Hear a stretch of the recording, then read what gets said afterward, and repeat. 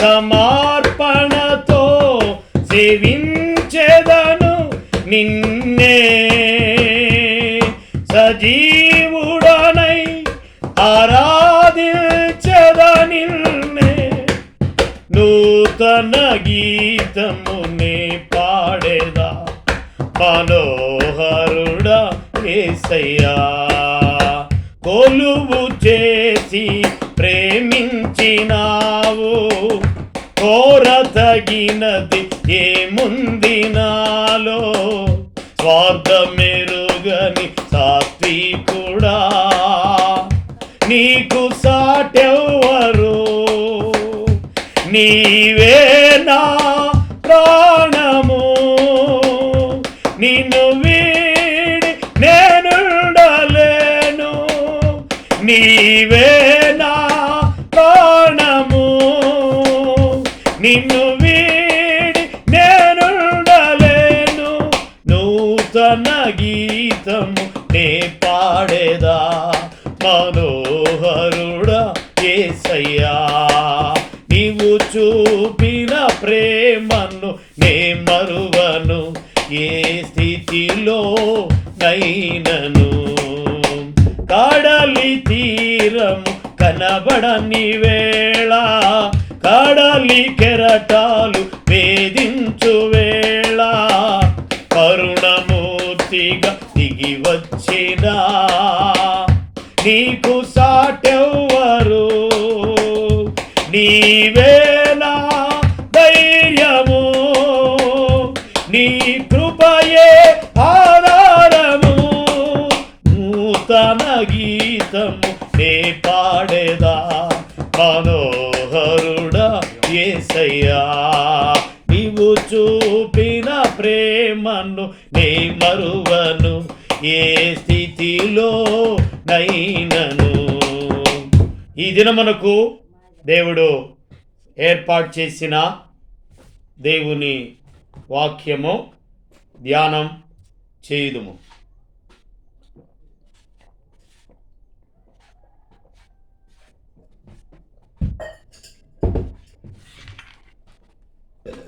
లూకాసు వార్త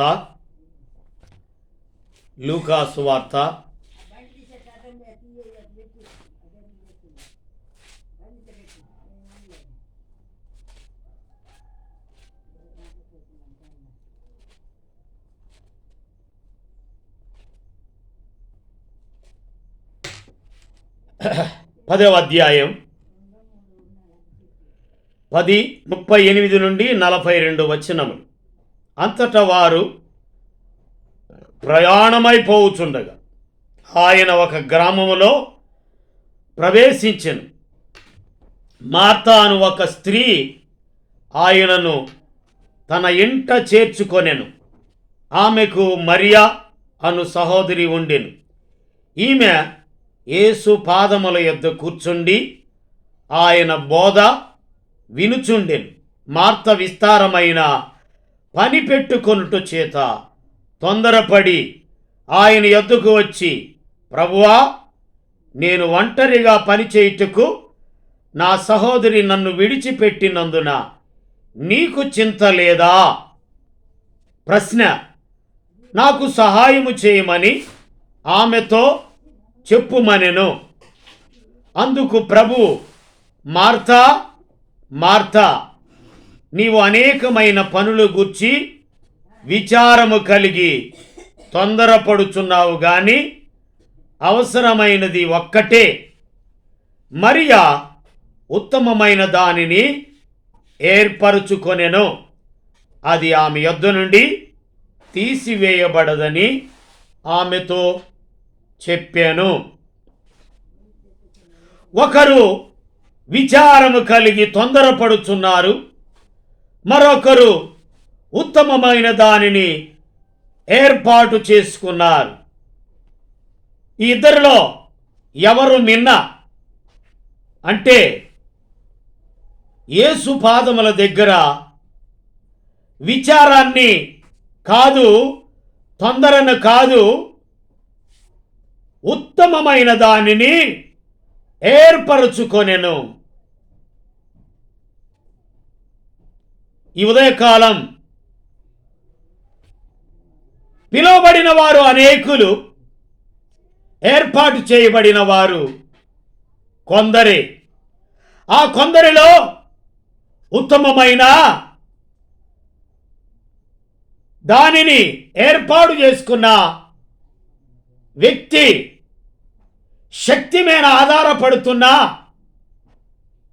మరియా వినుట ద్వారా విశ్వాసం కలుగును, తినుట ద్వారా బలము వచ్చును. తినుట ద్వారా బలము వచ్చినా ఏనుగంతలావునా లేదా ఒంటెంత పొడుగునా ఉన్నా ప్రయోజనం శూన్యం. తిండి, నీవు తిండిపోతు అయిన ఎడలా నీ గొంతుకు కత్తి పెట్టుకొనుము. వినుట ద్వారా విశ్వాసము, తినుట ద్వారా బలము. నో, వినేవారికి ఆత్మ సంగములతో చెప్పుచున్న మాట చెవిగలవాడు వినుగాక. తినేవాడు ఎప్పుడైనా తింటాడు, ఎంత తింటాడో తెలియదు, మితం ఉండదు. వాడు మతంలో ఉన్నాడు, వాడు మార్గంలో లేడు. మనసార నీదరి చేరగా నాకెంతో సంతోష మాయేగా. హల్లెలూయా స్తుతి మధుర గీతాలతో నా హృది ప్రవహించే సెలయేరుగా. నీ మధుర ప్రేమను చాటాలని, నీ జీవ బాటలో నడవాలని. ఈ స్తుతి నీకే నా యేసు దేవా, మనసారని సేవింతును, నా మనసార నిన్నే సేవింతును. మనసారా ఆయన దరి, మనసారా ఆయన మాటలు వినడానికి వినుటకు వేగిరపడాలి, మాటలాట్లు నిదానించాలి. తినేవాళ్ళు ఎక్కువగా మాట్లాడక ఏం చేస్తారు? తొందరపడక ఏం చేస్తారు? గందరగోళం సృష్టించక ఏం చేస్తారు?